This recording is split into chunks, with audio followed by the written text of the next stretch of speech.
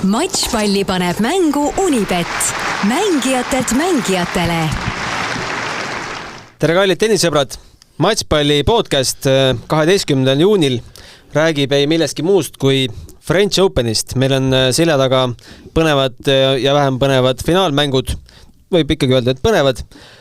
Võib-olla tulemused olid natukene ette teada, aga vaadata tasus ja mehed, kes neid mõlemad mänge vaatasid, mina kolmandana sealhulgas, mina saatejuht Gunnar Lehest endiselt ja Riho Kallus, minu kallis kaassaatejuht. Tervist! Ja ikka Toomas Kuum aitab meil seda turniiri kokku võtta. Tervist! Tervist! Üldiselt turniir, mehed, kas on nüüd selline pohmelus, et ei tea, mida täna telekast vaadata või pigem, et kiskus lõpuks igavaks? Oi, seda kindlasti ei saa öelda, et kiskus igavaks. Ei, ainuke võib-olla turniiri eel ja siis kui turniir algas, siis minul oli kogu aeg peas mõte, et kuidagi harjunud oled sellega ja Prantsusmaa lahtised ilma Nadalita on just kui Wimbledon ilma muruta. et see Nadali mitte osalemine, aga no kui turniir juba käima läks, siis ju põnevust jätkus ju igal sammul, et ei, siis ma arvan, et enam ei mõelnud selle peale. No võib-olla kurb, et meie jaoks nii lühikeseks jäi igal rindel Oliver Ojakäär sealhulgas mingi vigastus, teda painama hakkas selle esimeses ringis ja tüdrukud ei ole ka meil hetkel kaugel parimast vormist, aga selles mõttes ma hakkasin hommikul mõtlema, et hea, et nad meil üldse seal on. Et oleks ilma olnud, mine tea, mis tunne siis oleks?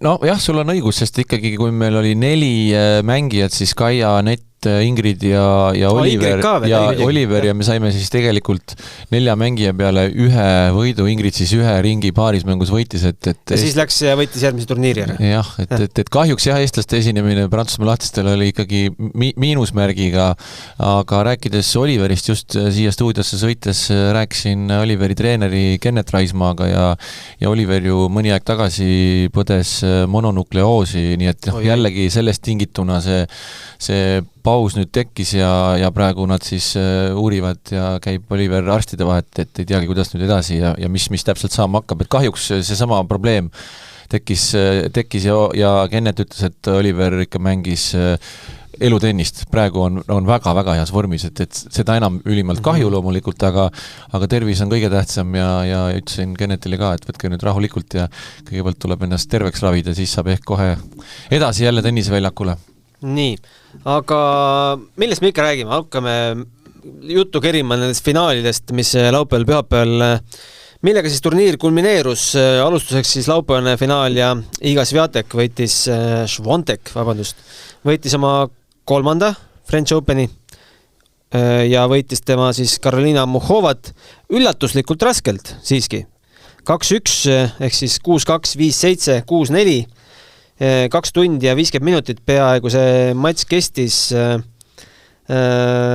Millisest otsast seda mängu nüüd vaadata? Kas Muchova jättis oma võimaluse kasutamata või et teil üldse mingi võimalus tekkis?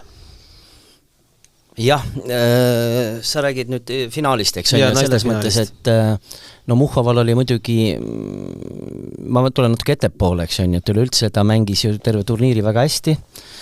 Mina ütleksin niimoodi, et on üks targemaid mängijaid naiste tuuril ja teda on ju kimbutanud vigastused varem, et selles mõttes väga hea etteaste. Väga tõsised vigastused. Jaa, et selles mõttes, et tema kindlasti see reaalne tase on kogu aeg palju kõrgemal ja edetabelikohad nüüd tal paraneb kõvasti. Mis puudutab finaali, siis vahepeal tundus, et see läheb ikkagi nii-öelda ühte väravasse. Aga Muchova on varemgi näidanud, et ta on võitleja ja üritab seal nagu mingit käike leida ja tuli tegelikult, vaadates just mängupilti, et ei olnud seal võib-olla taga teises setis ei 1-5, aga ta tuli sealt välja ja mängis väga hästi selle. Swiatekil võib-olla natukene tekkis teatav ebakindlus, võib-olla tundus, et tuleb kergemini tal see võit ära. 3. sett, nüüd seal oli tegelikult paar momenti, kus võib-olla 1-2 punkti oleks läinud Muchovale.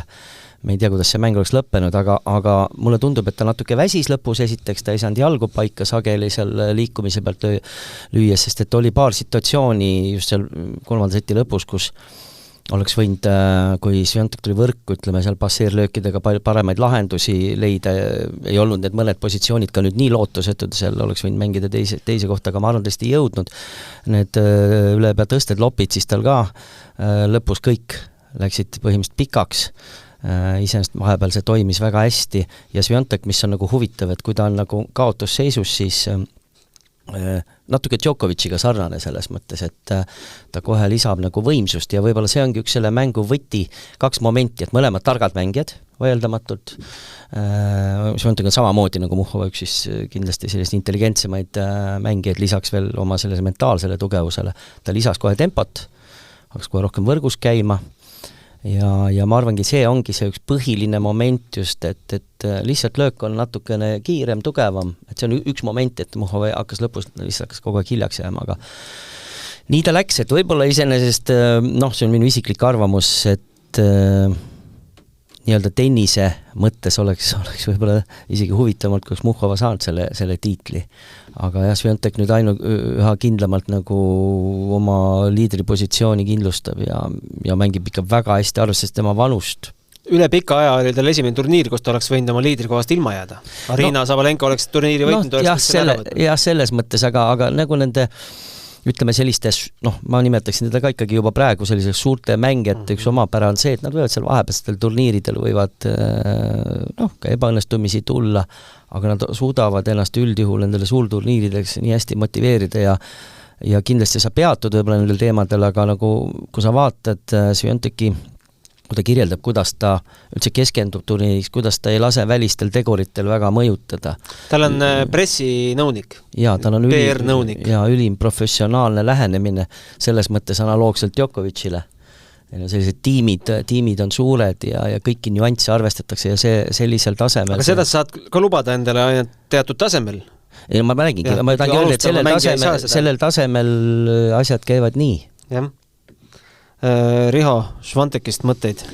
Ma tahtsin kõigepealt öelda, et minu absoluutne lemmik, ma selles mõttes minu jaoks väga õnnestunud Prantsusmaa lahti, et minu absoluutne lemmik tükk aega on juba olnud Karolina Muhhova ja see, et ta finaali jõudis. Juba Tallinna Openi turniirist aegadest. Juba varasematest aegadest ja tegelikult minu jaoks ei olnud see eriline üllatus, et ta ma loen ta tennist kogu aeg selline top 10 tennisemängija on tegelikult Karolina Muhhova, et ma usun, et ta on varem või hiljem seal tagasi ja eriti huvitav saab muidugi olema, mida ta Wimbledonis teeb, sest Wimbledoni kate peaks tema mängustiiliga võib-olla veel paremini sobima. Ma julgeks öelda, et kahekordne veerandfinalist Wimbledonis. Ja ma julgeks öelda, et võib-olla üldse tuuri kõige parem tagakäest Laiss ja ka Wallet võiks täiesti Navratilova ja Billie Jean King kapiga võrrelda, isegi natuke meenutab Roger Federeri. Kapp siiski perekonnanimi ei ole. Billie Jean King. See oleks Eesti-pärane perenimi, Kapp. Ja nüüd on juba Billie Jean King. Helilooja järglane. Et ikkagi ta on niivõrd mitmekülgne ja niivõrd huvitav mängija, et teda ma alati väga huviga jälgin.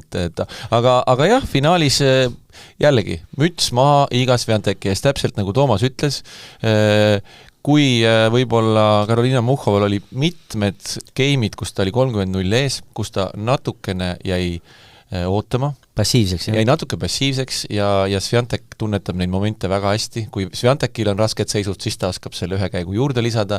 Et võib-olla see tegelikult oli see, mis lõpuks otsustas ikkagi selle mängu. Et täpselt nagu Toomas tõi ka paralleele Djokovic'iga. Aga jah, Muhhova eelmise aasta vigastus Prantsusmaa lahtistel ja ju oli ka juttu, et talle ju paljud arstid ütlesid, et kas üldse tippspordist peaks loobuma. See on üldse arstide tipplause, et lõpeta see sport ära, see ei tohiks üldse enam väljakul astuda. Jah, võib-olla küll, see võib üliraske olla, teistpidi võib see jällegi suureks motivatsiooniks sportlasel olla, et vastupidist tõestada, aga jah, et Swiatek vääris seda finaali võitu ja on ikkagi absoluutne valitseja liivaväljaku kindlasti ja ta näitas, miks ta on maailma esimene, et suur mängija, Ma lisan ka selle momendi, et seal otsustavas setis, ma ütlengi seesama, et Svianteki lisas natukene powerit ja võib-olla oli see moment, et ma ütlesin, no Muhhova võib-olla tõesti jäi justkui passiivseks, aga ma tahangi seda Muhhova läks pregiga ette 4-3. Ja seal oli võib-olla see moment, et ta ikkagi seesama väsimus ja muideks, kas ma nüüd eksin või mitte, aga minu arust ka Eurospordi kommentaator korra mainis, seal natuke tundus, et seal päris viimases 3 game'is tal midagi hästi kergelt või isegi varem, me ütleme, et ta vigastatud oli. Nagu nad korra isegi mainisid, kas seal on, et midagi segab teda, et mulle tundub, et võib-olla kuskil andis midagi natuke valuliselt tunda. Seda ei olnud võib-olla nii selgelt näha ja ju siis see ei olnud nii määrav, et arvad, et Sviantek ammustas läbi selle? No ma ei ütle, aga see mitte ammustas läbi, lihtsalt sa ei peagi läbi ammustama seda. Ja teine moment, mille ka Riho ütles, et just see lõikelöök, ütleme see madal, et tundus mitmes situatsioonis isegi 2 korda ta nagu ise endale näitas, et kus ta oleks võinud pigem lüüa lõigatud palli tagakäega, aga ta otsustas siis sellist natuke rebitumat lööki lüüa, et võib-olla seal sellel hetkel just oleks võinud mõne teise otsuse langetada, sest tundus, et ütleme, Sviantekil on see kõrgemat palli ikkagi oli nagu mugavam igal juhul rünnata kui madalamat palli. Minul on siin ees Svianteki Muhhova Grand Slami ajalugu. Ja loomulikult tekib ju igal naistenisisti statistikale otsa vaadates paned ju paralleele meie mängijatega. Kas ta natukene liiga vara oma finaali kohta kätte ei saanud? Kui tal on 2 Wimbledoni veerandfinaali, nagu mainitud, French Openil kõige kaugemale jõudnud 3. ringi, eelmisel ja üle-eelmisel aastal ja US Openil 2024 ring. Kas nüüd veerandfinaalist otse finaali tohib üldse hüpata? Ei, vastupidi, tema puhul ma ütleks vastupidi, et ta on võib-olla sellepärast nii hilja sinna jõudnud, et ikkagi see, mis temaga varasemalt kõik juhtunud on, et tema... Ei, võtame Kaial on ka väga palju juhtunud. Jah, aga veel kord, et ta on äärmiselt täiuslik mängija, tal on kõik elemendid olemas ja ta on mentaalselt väga tugev ja ta on nagu selles suhtes, ta on mängijana on kõik olemas, et minu arust on see ainult aja küsimus, et millal ta sinna võiks jõuda. Pigem, ütleme, kui tal poleks neid vigastusi ja võib-olla tõesti teatud faktoreid, siis see oleks võinud juhtuda juba varem, et selles mõttes mina ei peaks seda üldse mingiks üllatuseks, ta oli mul juba enne turniiri, ütleme, selline nimi, keda tasus nii-öelda vaadata ja ma korraks hüppaksin võib-olla, kui vaatad, et ka naiste tabelit, see praktiliselt sama kehtib ka meeste puhul, kui sa hakkad vaatama praktiliselt juba 4. ringist, rääkimata veerandfinaalidest, et ega selliseid ju iseenesest väga suuri üllatusi ei olnud, et veerandis, kui sa vaatad kõik need nimed, need on kõik tegijad, meestel seal vist Echeverri, eks on ju oli ja ütleme paar nime, aga 4. ringis veel oli sellised üllatavad nimed, mis on loogiline nii suure tabeli puhul, aga veerandfinaalis ju tegelikult ju selliseid, ütleme, 2 tabeli, nii meeste kui naiste tabeli peale vaatad, et suhteliselt õiged nimed, me võime öelda, et Sinnerit seal ei olnud, aga selle asemel oli keegi teine, ütleme nii, et jah, aga ma tahtsin veel lisada, mis kindlasti naiste turniiril oli ikkagi, Kirstordil oli finaalmäng ja see oli tegelikult kogu turniiri parim mäng. Räägitaksegi siin loomulikult Sabalenka Muhhova matšist, kus ta... Sabalenka Svitolina ja esimene mäng... Jah, aga ikkagi mina ütleks, et finaalmäng oli kindlasti kõige parem mäng kogu turniiril, sellepärast, et see Sabalenka matšis küll jah, okei, see 2-5 kaotusseisust välja tulek, aga tuletan meelde sellest hetkest alates Sabalenka tegi 14 sundimatut viga, et tegelikult see mäng ei olnud tervikuna kindlasti niivõrd kvaliteetne nagu finaalmäng. See ongi ideaalne tegelikult, mis vanasti, mis mõtleme vanasti, aga ütleme, sageli oli aastaid tagasi, see oli ka 90-ndatel ja võib-olla natuke hiljem, aga just varasematel aegadel oli just sageli see, et just finaalid olid, või siis vähemalt ka poolfinaalid igal juhul tavaliselt olid väga põnevad ja tasavägised ja kui rääkida Sabalenka Muhhova mängust, jah, seal oli nagu seisu mõttes ja see arengu mõttes oli intriigi väga kõvasti, aga Sabalenka on võimas, löögid on tugevad, aga see on väga palju jõule üles ehitatud ja see on tema mäng, võimas mäng, aga minule isiklikult näiteks meeldivad sellised mitmekülgsed mängid, et Sviantek on ka võimas, aga ta ikkagi varieerib mängu rohkem ja sellisel mängil nagu Sabalenkal on võimalik praegult naiste tennist domineerida? Sviantekist mööda minna? Ei, ta võib seda teha, aga ütleme, jah, võib-olla siin võib ju paralleele tõmmata just kui Serena Williamsiga selles mõttes, et ta oli ka, ütleme, võimas mängija, pikalt oli tipus, sellest, kui võtta see näide, siis justkui oleks võimalik ja kui ta veel mentaalselt nii-öelda veel tugevamaks saab, siis see on võimalik, aga ütleme, iseenesest nagu potentsiaali mõttes mulle tunduvad need mängijad, kes on piisava nii-öelda võimsusega, ütleme võib-olla mitte nii tugev löök isegi kui Sabalenkal, aga kes oskavad varieerida rohkem mängu, nendel on selles mõttes nagu perspektiivi võiks ju nagu rohkem olla ja mäng peaks olema selles mõttes atraktiivne, et ainult see selline tugev löök, jah, võib-olla koha peal vaadates see tundub võimas, aga eriti telepildis vaadates on sellised huvitavamad pallivahetused, ikka pakuvad palju rohkem emotsiooni. Koha peal on lihtsalt see kogu see atmosfäär võib kompenseerida seda poolt. Jah. No selle Toomase jutu peale mul tuleb meelde veel üks asi, mis kindlasti selle Prantsusmaa lahtistega meelde jääb, on noore 15-aastase Mirra Andreeva tennis, et tuletan meelde, ta tegelikult ju võitis ka Kus ta meil välja jõudis? Ta jõudis 3. ringi ja võitis veel Kaufi vastu esimese seti, et tema mängib ka väga-väga huvitavat tennist, et väga huvitav saab olema, mis ta nüüd edasi teeb, et ülimalt noor ja väga-väga andekas mängija. Ja tal on õde ka, Erika.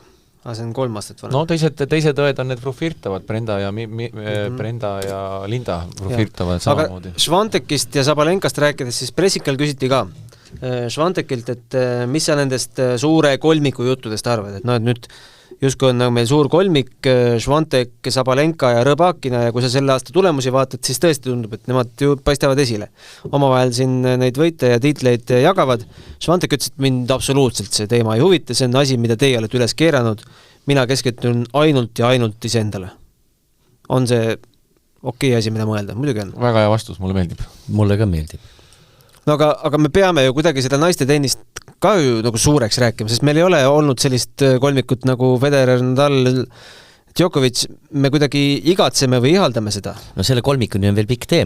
No sinna on jah, kas see üldse kunagi, kas me meeste tennises sellist kolmikut veel näeme? Seda naiste tennises on läbi aegade pigem olnud alati nagu kaksik mingi konkurents, kui sa vaatad läbi ajaloo, et ainuk, 70-ndate algus või see 60 oli see Margaret Court, siis tuli seal Billie Jean King ja aeg-ajalt keegi... Aga kes Serena nüüd, et see rivaal oli? Oli üldse? No päris ikka ei olnud. Päris ei olnud, jah. Ma ütlengi, et naistel on üks või kaks. Jah, see käis perioodiliselt. Aga ikkagi oli selline kindel, et ütleme jah, et sul on korraga 3 mängit ja meeste puhul ikkagi võib öelda, et... Aga miks see nii on? Miks ei teki 3. ja 4.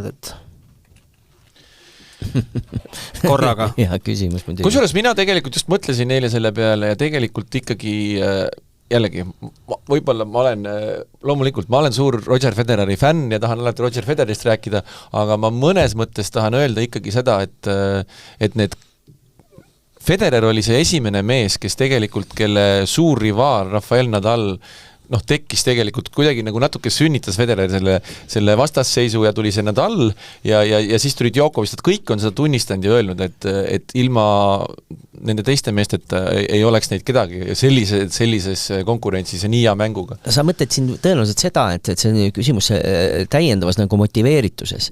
Ütleme nagu Ashley Barty on hea näide, eks on ju, et ta oli esireket, seal mängis vähe turniire tegelikult kaasa, eks võitis need olulised turniirid ära, ta tüdines nagu sellest ära ja kujuta ette, kui näiteks poleks Nadali tulnud, näiteks Nadali Djokovic, sellist kolmikut poleks. Vaevalt, et Federer oleks mänginud siin 40 eluaastani. Absoluutselt, aga ma mõtlen ka just seda, et see, millist tennist nad mängivad, seda nad kõik on tänuvõlg üksteisele. Et nad ei mängiks sellist tennist. Nad pidid arendama oma mängu. Nad pidid arendama oma mängu niivõrd kõrgele tasemele, et omavahel konkureerida. Ja see on neid tõstnud. Et jah, ma arvan ka, et igasugused võrdlused on täiesti kohatud ja et me siin kohe juba räägime, et Alcaraz ja millal keegi, kus see on kõik, see on kosmos, see on niivõrd kaugel, et sellest ei ole isegi mõtet rääkida täna, ma arvan. Ja muidugi üks nüanss on see, et ükskõik kui võimsad sa seal mängid või ja ütleme, üks võtmeküsimusi on mentaalne pool. Et ütleme, sul võib olla väga hea mäng ja kui see mentaalne pool ikkagi ei toeta seda, et see on ikka kompleks, kogu mängi on kompleks, jah, see, kes mängib võimsat tennist, võib seal 1-2 turniiri kuskil napsab ära need võidud, aga et pikaajaliselt olla, sa pead olema vaimselt nii tugev. Aga nemad on selle mängu, et Švantekil reisib kaasas spordipsühholoog.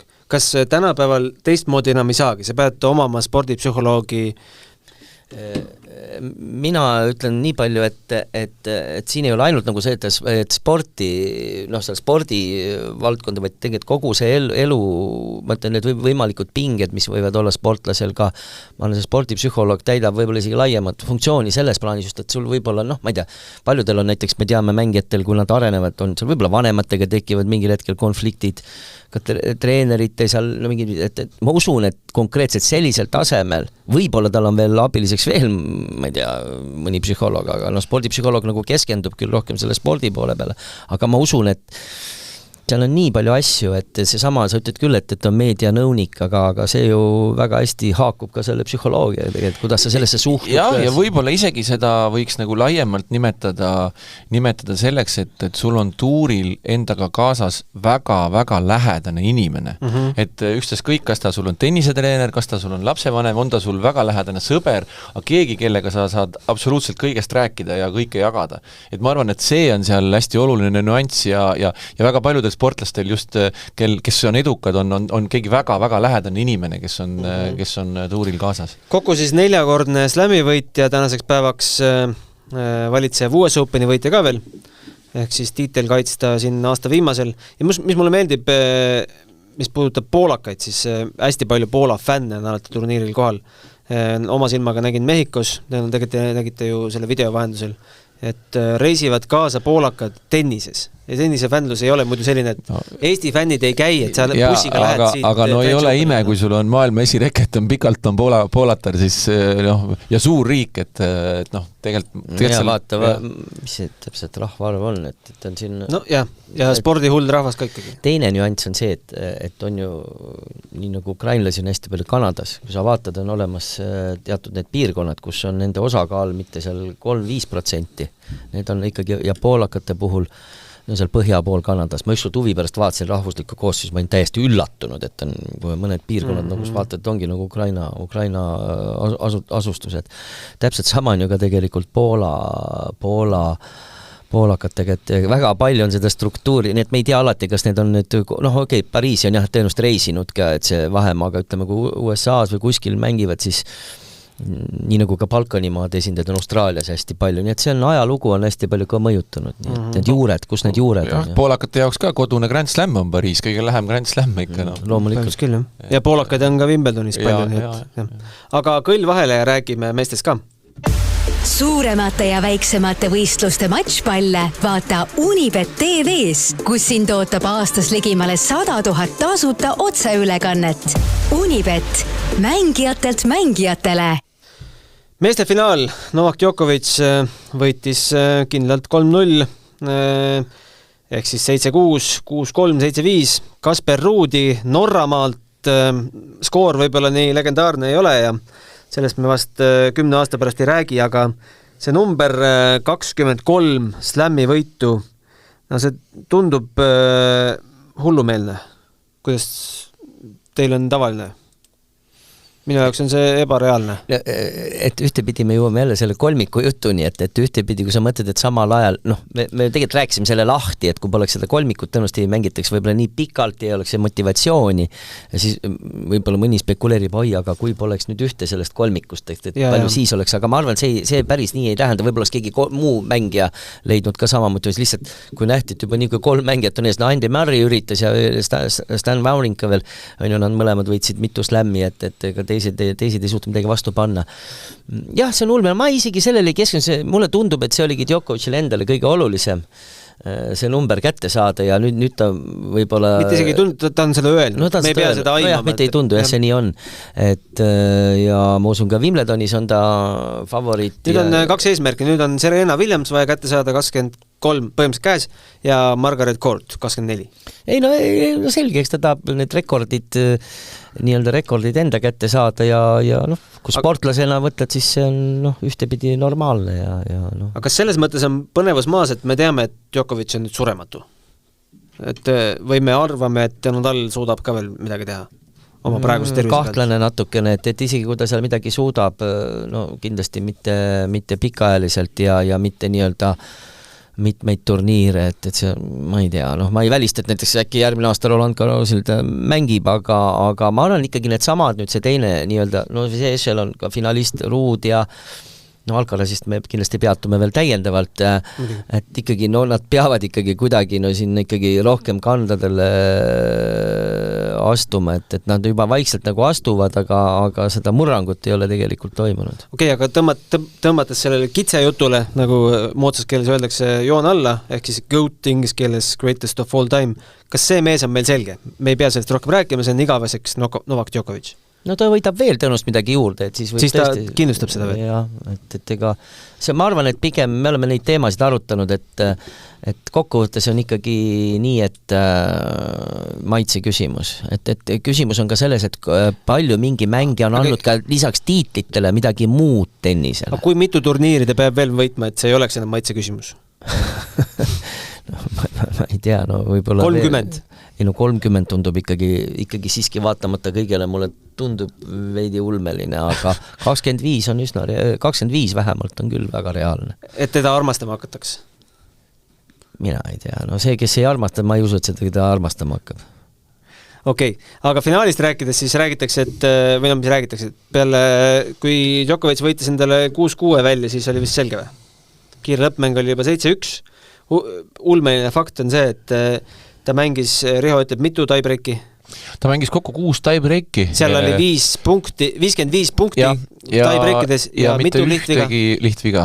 Just see fakt ja kõik need tiebreakid räägivad enda eest, mis on selle suure mängija tunnus. Et minu arust Kaspar Ruudi vastu avaseti tiebreak ja eriti see tiebreaki esimene punkt, mis oli võib-olla kogu matši kõige ilusam punkt. Kas Kaspar Ruud uskus, et ta võib tiebreaki võita?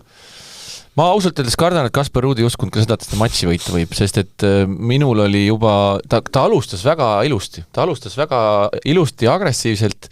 Djokovic oli liimist lahti. Aga paraku juba see seis, kui oli 4-1 ja 30-0, mul oli selline tunne, et kui ta nüüd sealt 3 murdepalli ei saa, teist murret ei võta, siis võib juhtuda nii, et ta ei saa ka seda setti, kuigi see sett ei tähenda ka veel mitte midagi. No seal hiljem oli ka muidugi murdepall vist, eks? No, see sett tähendaks sul Madridi Openil midagi. Toomas teab ja just kui oli esimesed 2 setti oli Djokovicil läinud, kui palju Djokovic on kaotanud 5 parem mänge niimoodi, et ta on 2-0 settidega ees. Oskad sa öelda? No, kas on üks mäng vist? Üks mäng vist Jürgen Meltzerile kunagi aastal 2012. Põhimõtteliselt nagu never ever. No, mäng on läbi. No. Ma soovitan sul, Gunnar, tegelikult võib-olla selles mõttes, ma ei tea, kas sellele eraldi artikkel teha, vaata võib-olla karjääri seal esimestel aastatel need kiired lõppmängud, kuidas see statistika on, aga vaadata ka nagu kokku, vaadata mingites ajalõikudes ja ma usun niimoodi, et kui sa võtad viimased võib-olla 4-5 aastat Djokovic'i kiired lõppmängud suure slam'i turniiril, see on mingi ulmeline protsent tuleb. Ei no kindlasti lapsena ei hakanud tiebreaki võitma. Ei, no ma mõtlen selles mõttes, kui ta oli juba maailma esikümnes suure slam'i turniire, ma räägin ainult. Ma räägin ainult suure slam'i turniiridest. See tavaturniiridel võib natuke on see motivatsioon erinev, et kas või see sama kuulus Wimbledoni finaal, kus tegelikult Federeril kõik näitajad paremad ja oli kohe nii set, kuigi ühe vist kiire lõppmängu siis Federer võitis, aga nii kui läks kiiresse lõppmängu set, oli selline tunne, et et lihtsalt Djokovic mängib seal nii, ja sein on ees ja vajadusel riskeerib ka seal, võib-olla ei, mõne punkti ja see, et ta mängib, ta pigem isegi teatud agressiivsust lisab ja eilses finaalis oli ju, juba ma räägin esimesest setist, kui ta seal hoo pealt reeglina eest käega niimoodi, et ta ei lööndki võib-olla distantsi mõttes väga kaugele Ruudist, eks on ju. Siin on suht keskel, aga nii tahajoone alla ja sellise võib-olla kaarega, et Ruud vaatab, et see kas pall läheb auti või kuidagi ta ei oodanud ja kukub täpselt sinna 20-30 sentimeetrit tagajoonest sisse poole. Ulmelised löögid, et ja kui vaadata nüüd 2 mängu Ruud Zverev poolfinaal ja finaal Djokoviciga, me nägime, mida tegi Kaspar Ruud oma eeskäega Aleksander Zverev vastu ja Djokovici vastu pole võimalik, ta tegelikult sai niivõrd palju domineerida eeskäega Aleksander Zverevi matšis ja Djokoviciga no siin ma arvan, et sa Gunnar tahadki suunata ehk võib-olla jutu poolfinaali, ühest poolfinaalist paar selle vahetuse. Korraks veel, kui Ruudi puhul küsiks seda, et ei ole ju juhus, et inimene on 2 French Openit järjest finaalist mänginud ja on veel US Openi finaali ta on ka. mänginud viimasel 5 Grand Slamil 3 korda finaalis, aga muidugi halvad vastased, Alcaraz, Nadal ja Djokovic. Et selles kontekstis me räägime ikkagi häbematult vähe Kasper Ruudist oma saadetes. Jaa, aga üks põhjus, miks tal on raske võita suure slamil, tal on vaja see üks võit kätte saada. Ja võib-olla siis toimub mingi murrang, ta on seda tüüpi võib-olla inimene, mina kasutaksin sellist nice guy. Ta on väga nice guy. Isegi võib-olla eile mul oli täpselt samasugune tunne, liiga nice guy nii-öelda spordi jaoks. Ja mul natukene jäi kripeldama, ma nagu ei näinud, et tal oleks mingit sellist sportlikku viha eile seal olnud ja võib-olla mingit muud lahendust otsinud, et ta jäi kuidagi sinna natuke liiga passiivseks ja lasi selle mängu lõpuni. Mina olen olnud 2 Kasper Ruudi pressikonverentsil, ühel eelmisel aastal ja ühel sellel aastal.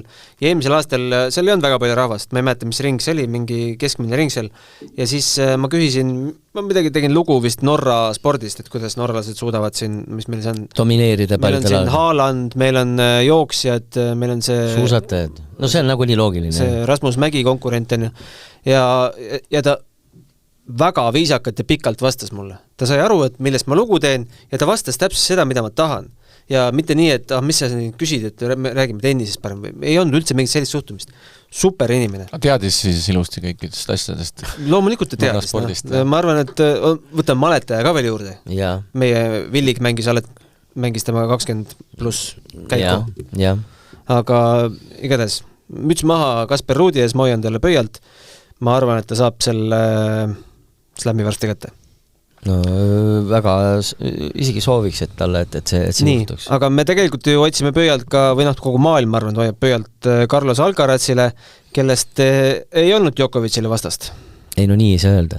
No, ja kokkuvõttes sa vaatad numbreid ei olnud. No see mäng oleks võinud ka katkeda tegelikult mingil hetkel ja ma isegi ma arvan, ta ei tahtnud, tal oli nii palju fänne, ta ei tahtnud seda pooli jätta. Ja võib-olla lootis ühtepidi, tal läks see, no ütleme, kramp ja tegelikult ju isegi see esimene sett oli ka võrdne mäng ja see teine sett minu meelest on läbi aegade üks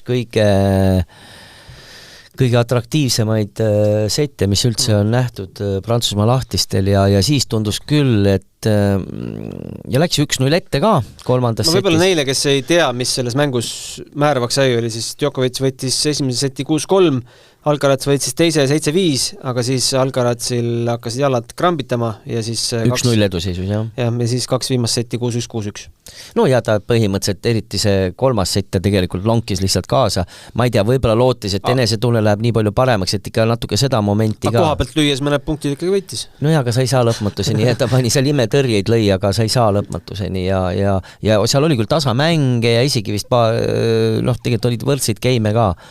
Djokovic mängis täpselt parajalt nii palju kui vaja ja selles mõttes on kurb, et ma ei kujuta ette, kui poleks nüüd seda krampidega krambid vaevanud Alcarazi, millist tennist me oleks seal järgmistes settides näinud, et seal vabalt oleks võinud 5 setti tulla ja ega Djokovic, mõlemad olid suhteliselt väsinud, aga Djokovicil hakkas see füüsiliselt juba kuidagi tundus, tema puhul on muidugi see alati väga petlik, et ta suudab ennast jälle nii-öelda ümber häälestada.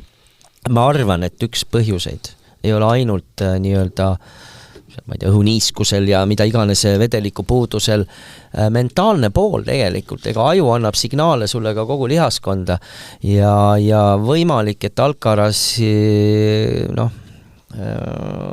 kuigi tundus vahepeal, et ta mängis, ta ikkagi mängid nagu selles mõttes päris vabalt, et oli näha, et tal on see pinge nii suur ja mis on loogiline ja see ka kuidagi mõjutas lihaskonda, et see ei ole ainult see, et sul mingi keemilised reaktsioonid, ta on ka keemia tegelikult, aga lihtsalt, et aju annab sulle signaale ja see võis soodustada ka, et ta ütles selle ise ka välja, et see oli närvi. Ütles ja ma ei ole tõesti, selles mõttes ma ei ole pressikonverentsi lugenud. Minu jaoks oli nagu see nii-öelda selge, nagu tulebki välja, et ta ise ütles ka seda. Jah, mulle tundus ka, et see ikkagi see asi oli natukene otsustatud juba nii-öelda riietusruumis. Ta ütles sellise lause, et kui keegi ütleb, et väljakul olles Novaki vastu tal närvi ei ole, siis ta valetab. No jah, ja noor mees, selleks hetkest, kui see asi juhtus 2 tundi väljakul, see 2 tundi tohiks nagu midagi tema jaoks nagu füüsiliselt nii olla, et tal nüüd kõik ressursid on ammendunud selleks hetkeks, et aga jah, et mina ausalt öeldes tunnistan tegelikult, et kui nüüd vaadata, mis juhtus enne seda mängu, eks ju, 3 meest, kes mängivad väga head liivatennist. Šapovalov, Musetti ja Tsitsipas ja kes, ütleme nii, et nendest 3-st üks muidugi Tsitsipas, kes on eriti näljane ja ei mänginud sugugi kehva turniiri. Tal oli kiire ju, me nägime ju Instagrami stoorides, kuhu tegi 2 kiiret või tegi tegelikult 3 kiiret seti liivaspetsialit Schwarzmanile, Ofnerile, mängis ju väga hästi, Ofneril tegi veel 6-0 viimast seti Tsitsipas.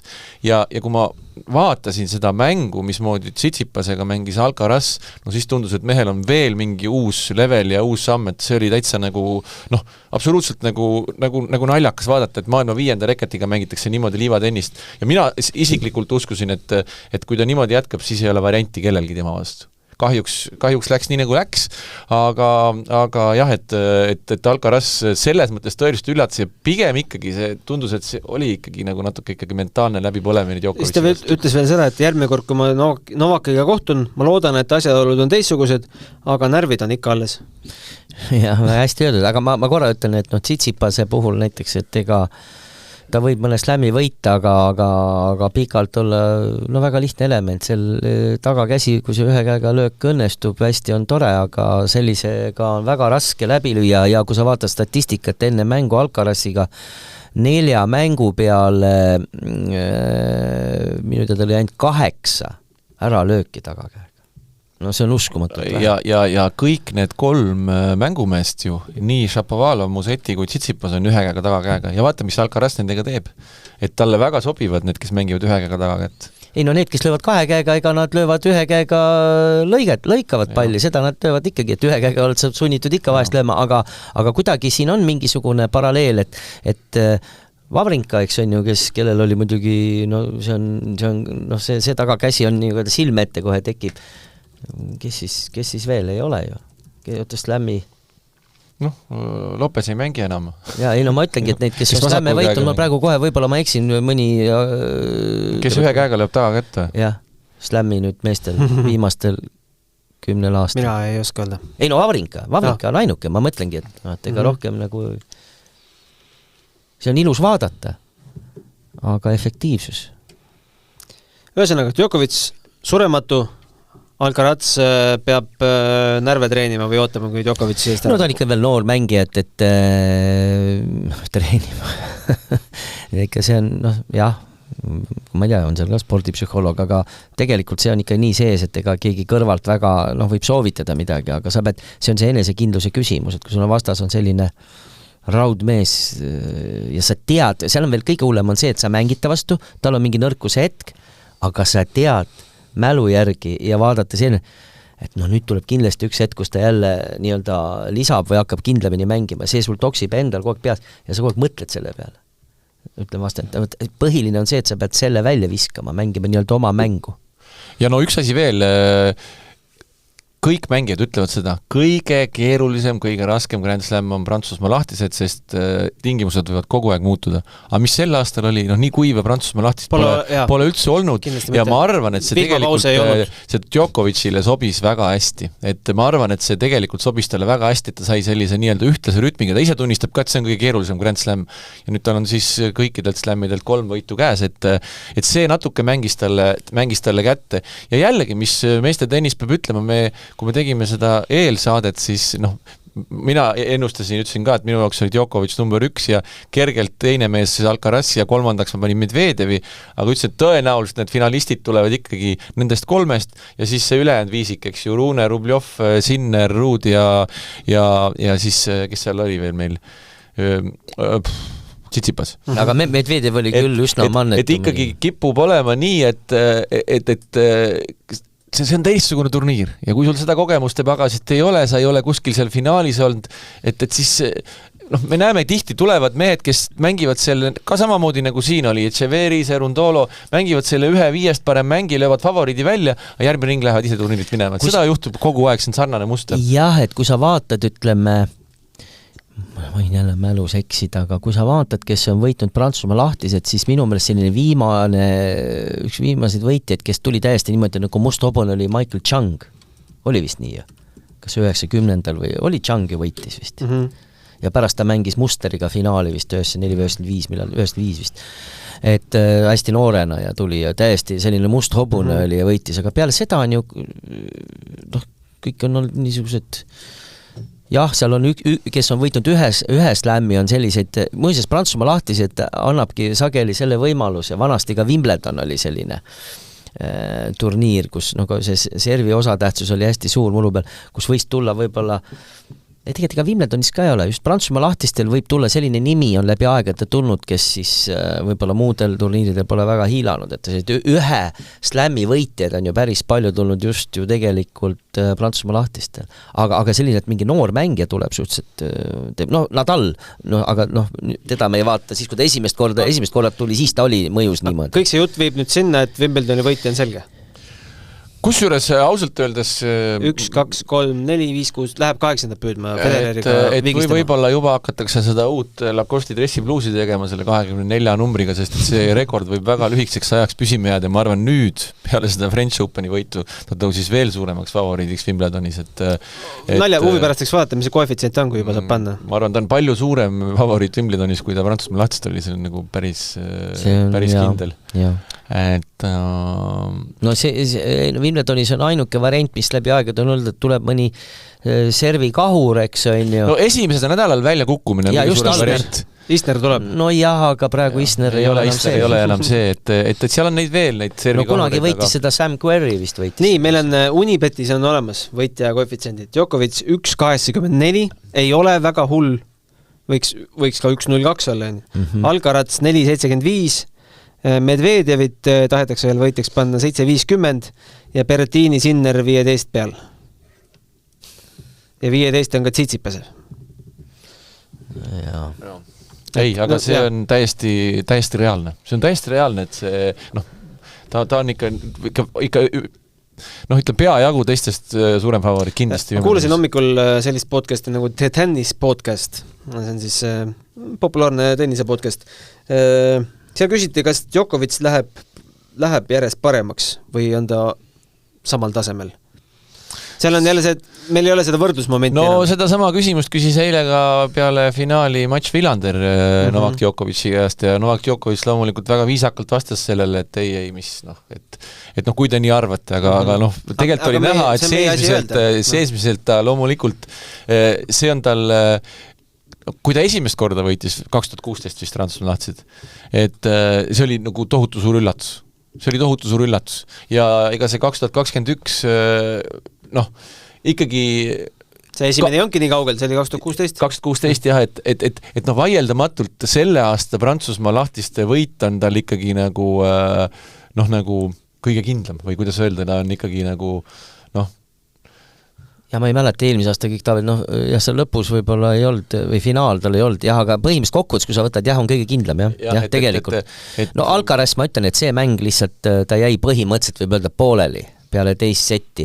Et sealt oleks, ma ei usu iial, ütleme, kui poleks krampe olnud, see on, poleks, aga... Ega poleks krampe olnud, äkki oleks hoopis Novaki õlg järgi andnud. No täpselt, ega ta ei olnud ka päris terve, sest et see oli üks põhjus, miks muideks see ei olnud ju niisama, et Ruud paljudes rasketes situatsioonides... Riho jälle ei usu seda.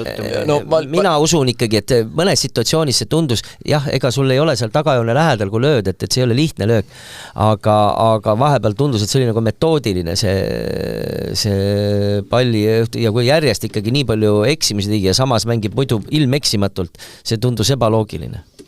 Jah, aga ma lihtsalt tahtsin öelda seda, et kipume ära unustama, mis kõik vahepeal on Djokovic'iga juhtunud, eks ju, ja reaalsus on see, et viimased Grand Slamid 21 matšist 21 võitu, Wimbli võit, Austraalia võit ja vahepeal ta ei saa mängida, eks ju.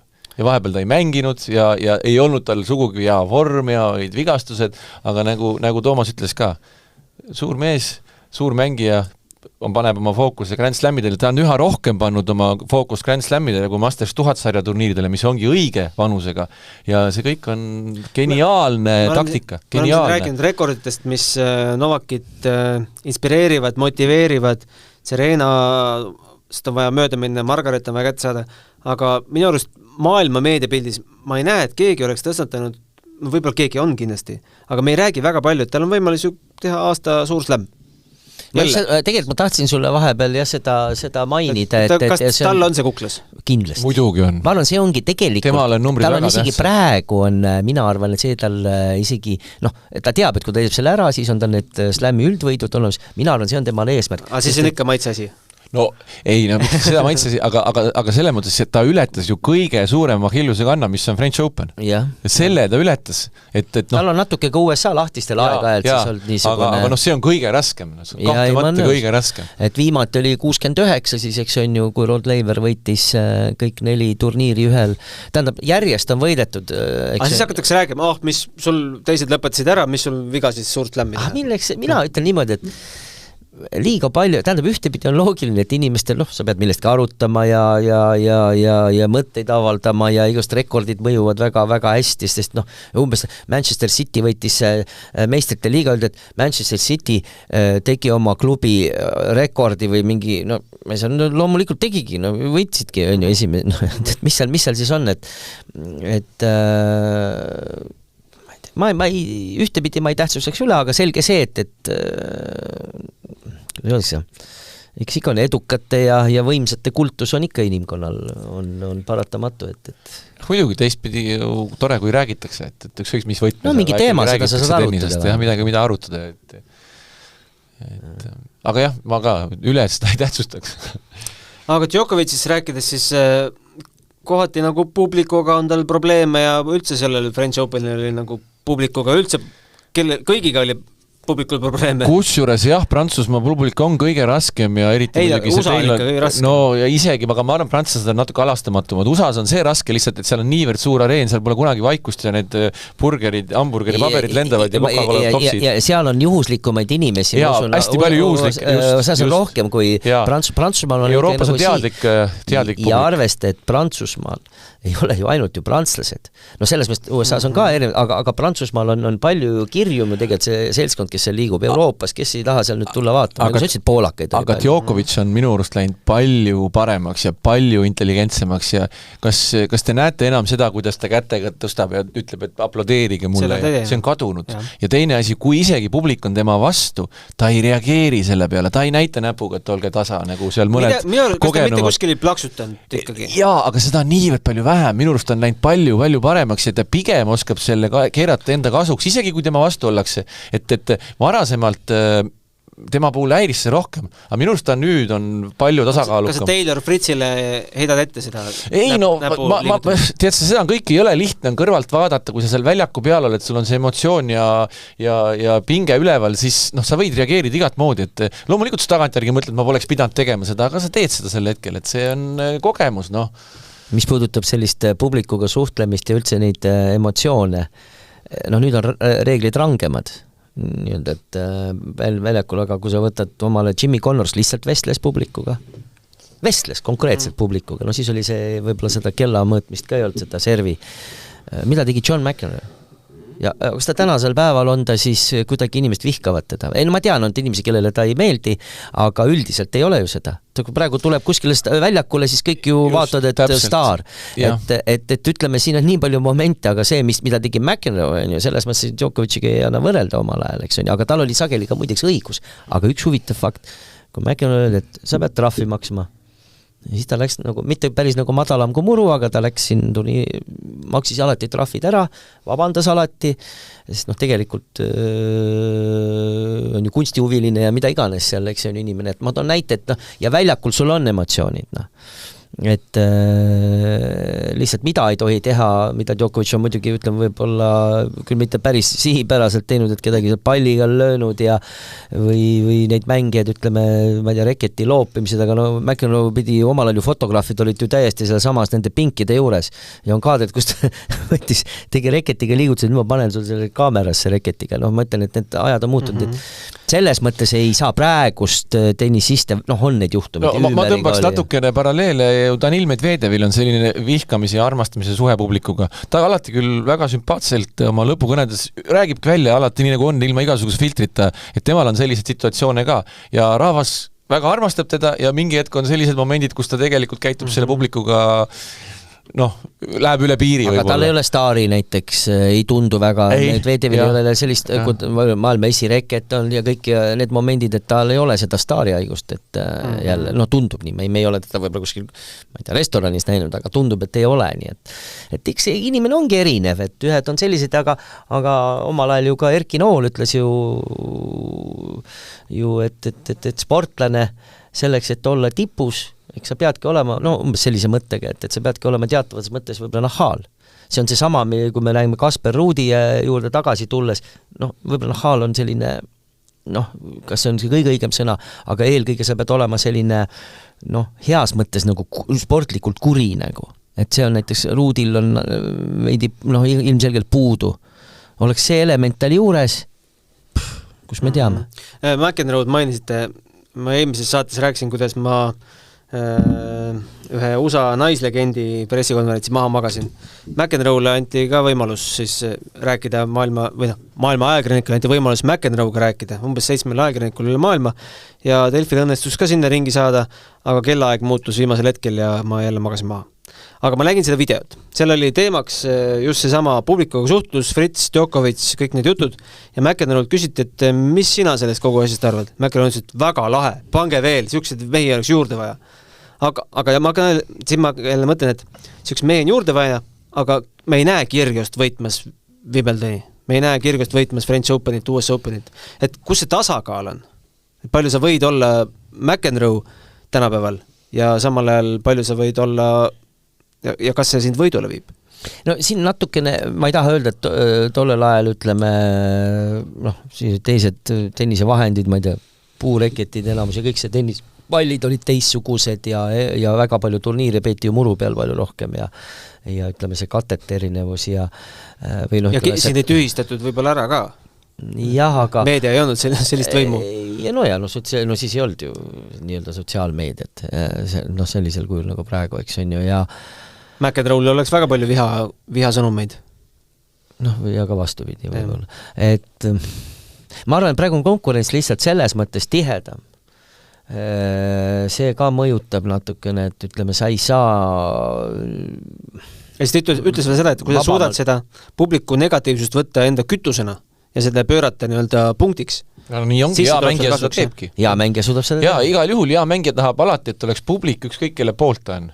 Eks siis sul on see energia ikkagi ja ükskõik kuidas, nüüd on küsimus, kuidas sa seda kasutad mängu ajal. On ju sellised mängijad, kes jälle, ütleme, mängivad noh, ükskõik mis tasemel, ütleme, kellel meeldibki mängida seal, ütleme, mingi 5-6 väljak, kus on rahulik, paarkümmend inimest vaatab, ta saab keskenduda, tal on jube hea iseendaga, nüüd satub suure publiku ette, läheb sellest närvi, sõltumata sellest, kas ollakse tema poolt või mitte, ta lihtsalt ei suudagi mängida, noh. Et see, siin, kui sa ütlesid, et mitte treenimine, vaid see võibki aja jooksul lihtsalt sa harjud ära ja saad seda teha, aga ma ütlen, inimesed on nii erinevad. No. Mõnel on vaja just sellist nagu seda sportliku viha on ju nii-öelda. Aga sellest on, kui seda ei ole, siis noh, niisuguses tihedas konkurentsis on ülikeeruline. Selles mõttes Ruud on nagu isegi, noh, kui sa võtad seal päris esiotsa, on ju, noh, ta nagu erineb kõigist. Ta on selline, noh, nagu ütleme, et ma ei tea. Bye boys. No mitte ainult, aga lihtsalt, et see on nii suur erinevus. Okei, 1 minut on aega rääkida Eesti tennisest ka. Mis meil Eesti tennisest praegu toimub? Valmistutakse Eesti meistrivõistlusteks või veel on mägede taga? No tegelikult ju Eesti tennisel on ju super ajad, sest alles nüüd ju Mark võitis ju ATP Challenger turniiri ja liiga hilja, nagu me kuulsime. No hea küll, see selleks. Sa mõtled vanuselist? Tegelikult ei ole liiga hilja. Ma juba imestasin. Aga 20-aastaselt on, et päris vara. Et ainult Andres Võsand ja Jürgen Sopp on sellega hakkama saanud. Ma vaatasin seda ja mis oli nagu huvitav, et selles finaalis oli niimoodi, et seal oli ka situatsioone, kus ka ikkagi päris imepositsioonidelt seal suutis noh, raskeid palle ära tuues seal häid lööke teha, et mulle meeldib Margi enesekindlus. Ta ise vist ütles ka, et ta vaimselt oli selle mängu võitnud juba. Mulle meeldib ka just 2 märksõna. Esiteks on see, et ta on playmaker, ta ise teeb. Ja teiseks on see, et ta mängib suuri punkte hästi. Et mis torkab tema mängus silma ja mis on sellised omadused kindlasti, mis peaks tähendama seda, et ikkagi tee on ülespoole. Mulle tundub, et ta usub ka endasse, et see on hästi tähtis. Et tal on siht silme ees ja mina, ütleme, ma imestaksin, kui ta, ma ajalisi raame ei pane, et kui me teda nüüd põhitabelis ikka peaksime kindlasti nägema suure slam'i turniiril, et see oleks ime, kui seda juht. Ärme pane, aga see võib juhtuda varem, kui me arvame. No mida varem, seda parem. Aga no pressure. No. Ei. Loodame Mark kohtuda US Openil, aga ärme suru midagi. Jürgen ütles väga hästi, et tee seda asja, mis sa teed ja püsi terve. Nii ongi. See on 2 kõige tähtsat asja. Et kui ei juhtu mingid ebameeldivaid üllatuse tervisega, just see on väga-väga oluline. Mis on... Aga see Eesti meister on selge või? No... Kes kõik mängivad, ei teagi. No, loodame, et Mark Lajan mängib, loodame, et kõik ikkagi mängivad, siis on, ei tea, muidugi peab ütlema, et ei ole nendel kellelgi võib-olla lemmikate liiv, et ei ole ka Margi jaoks lemmikate liiv, et liiva peal võib üllatusi juhtuda ja estikatel mängitakse ju ka poolfinaalidest alates 5 parem. Et see on jällegi teistmoodi tennis. Olid ajad, kus veerandfinaal. Ja olid ajad, kus veerandist, aga poolfinaalidest. Minu arvates piisaks finaalist muidugi. Aga et see on jälle teistmoodi turniir ja seal on väike selline kodupubliku teema ja kodus mängimine. Ta on natukene võib-olla tavakalendri ja tavaturniiride vahele midagi muud. Et mine sa tea, eelmine aasta me nägime Tamme ja Lajali finaal, et oli Eestis reeglina on natuke võib-olla pehmem see liivakatte ka vist veidikene reeglina. Estikate see aeg, et ta juulis on Wimbledoni 2. nädalal, kas see on kivisse raiutud või annab selle tulevikus muuta? On sul mingi parem eelkõige sellepärast, et meil tipud ei saa kohale tulla. Teiseks me vahetame katet liiga tihti. Varem oli ju veel hullem see aeg vist, kui selle aastaga võrreldes ju. Oli ju hooaja lõpus sügisel kõva see on Gunnar lõputu teema, et tipud ei saa kohale tulla, aga et kas need tipud peaksid kohale tulema ja tipud Merka Openile said tulla. Ja kuidas need tipud sinna kohale meelitada, et Merka Openil ma tean, Jürgen on mänginud ja Kaia on mänginud, aga vaata siis on täpselt, et on mingisugune moment või hetk, kui neile see turniir nagu sobib ka. Ma pean silmas seda, mis Eesti-Läti oli see. Eesti-Läti oli tegelikult puhas kommertsturniir ja täiesti eraldi ja siis oli ju me olime täiesti lukus ja see sattus sinna 2 COVID-laine vahele ideaalselt, et see oli selline kuidagi rusikas silmaauku täpselt sel hetkel lihtsalt vedas väga. Et ülimalt keeruline ja ikkagi, kui me räägime siin päris tippude osalemisest Eesti meistrivõistlustel, et see on lõputu teema muidugi, et loomulikult tahaks hinges väga, aga mina olen pigem alati näinud, et minu arust pigem võiks olla see formaat just mingisugune aasta lõpu. Iga-aastane showturniir. Pigem selline aasta lõpu formaat lühemas formaadis ja siis, kui on hooaeg nagu lõppenud, et siis midagi sellist, kus me saaksime võib-olla oma parimad omavahel mängima. Sa mõtled meistrivõistlusi? Ma mõtlen pigem selline Masters. Masters kahjuks jah. Või lihtsalt näidismatš. Jah, et pigem, et kui meil on seal 4 parimat, et mängivad seal omavahel midagi, et see on nagu reaalsem, kui see, et sul nüüd hooaja keskel too nädalaks tipud mängima, et see on nagu raskem. Kui nad tõesti on nii head, et mängivad ATP või VTA turniire. No kui see meeste Masters omal ajal me käivitasime, mäletad seda, kui praktiliselt 6 ajaga või mis lühikese ajaga, see 2006 lõpus oli nii. Et ma lihtsalt ütlen, et siis olid ju meil kõik parimad mehed olid kohal. Igatahes, vaatame, mis sellest saab ja vaatame, millal meil järgmine saade on. Ma võin juba peaaegu ära lubada, et see järgmine saade on 29. juuni, kui loositakse Wimbledoni tabelid ja algab Wimbledoni turniir ju 3. juulil peale tantsupidu ja laulupidu. Nii et põnev suvi, natuke saame puhata tennisest ja siis suurest tennisest. ATP, Riho sai puhka mitte kunagi ATP-st. See nädal juba 3 ATP turniiri, muruturniiri läksid peale juba. Aga normaalne inimene ikkagi puhkab tennisest vahepeal ja kohtume siis Wimbledonis. Aitäh, Toomas, aitäh, Riho. Aitäh. Matšpalli pani mängu Unibet. Mängijatelt mängijatele.